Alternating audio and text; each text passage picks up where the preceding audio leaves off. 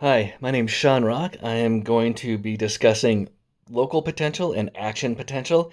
If you see here, I have a drawing of a cell, a neural cell, starting with the dendrites, going through the n- nucleus, down the axon body to the axon terminal. When looking at local potential, this is the localized change in the number of ion channels that change the membrane potential in response to a stimuli.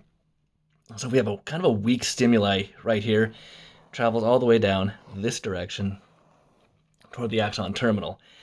What's going on here is there's a stimulation causes the sodium to come through this sodium channel, therefore causing a short range change in voltage, creating the potential, a change in the polarity here. This local potential has four characteristics. The most important one is that it's graded. So the amount of depolarization along the axis is proportional to the amount of pressure or stimulation at the dendrite. So a very weak stimulation here causes a local potential. That local potential is decremental, and what that means is as the signal travels away from the point, then it becomes weaker. And this is due to, again, the sodium maybe kind of coming back out of the cell. So as that travels down the body of the cell, the axon body, then it becomes weaker.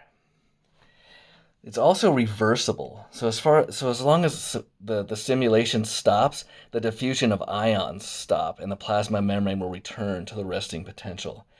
And it's also the nature can be excitatory or inhibitory, which means we kind of saw an excitatory response, but an inhibitory response means that the neuron is less likely to generate an action potential.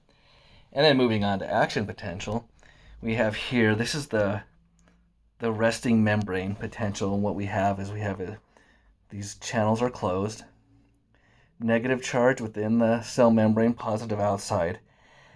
Even though this is resting, there's a lot kind of happens. There's a constant pumping of sodium and potassium in and out of here to keep this at negative 70 millivolts. So even though it's resting, it is kind of active in here to maintain this homeostasis.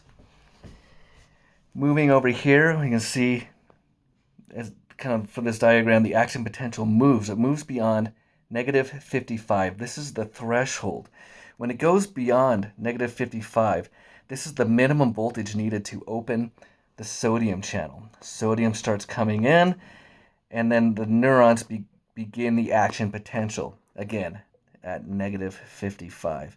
As the sodium channel opens up, the potassium is closed here, but it begins to open up slowly. It's a little slower than the sodium. As this goes up and past 0 and up into 35 millivolts plus 35 millivolts, this is where the depolarization ends and repolarization begins. It starts coming back down. What's going on here is the potassium channels open up fully, sodium channels have closed, and the polarity has shifted. Now it's become positively charged within the cell membrane. This positive nature repels the potassium out, and the potassium exits, therefore starts the repolarization process. Getting back over here, we see the millivolts have come down to and beyond the negative 70, the resting potential. And this is due to the calcium channels are slower than the sodium, or the potassium channels are slower than the sodium channels, which results in more potassium exiting than sodium that came in. So this causes a state of hyperpolarization. It's temporary and it restores itself quite easily. Uh, During this time, the cell enters a state of refraction, and what that means is for a couple of milliseconds, the cell is unable to respond in any way to a stimuli. But this is, again, local potential, how that works, just the decremental stages, and action potential, and the what's going on inside very rapidly in response to a stimuli. Hope you enjoyed.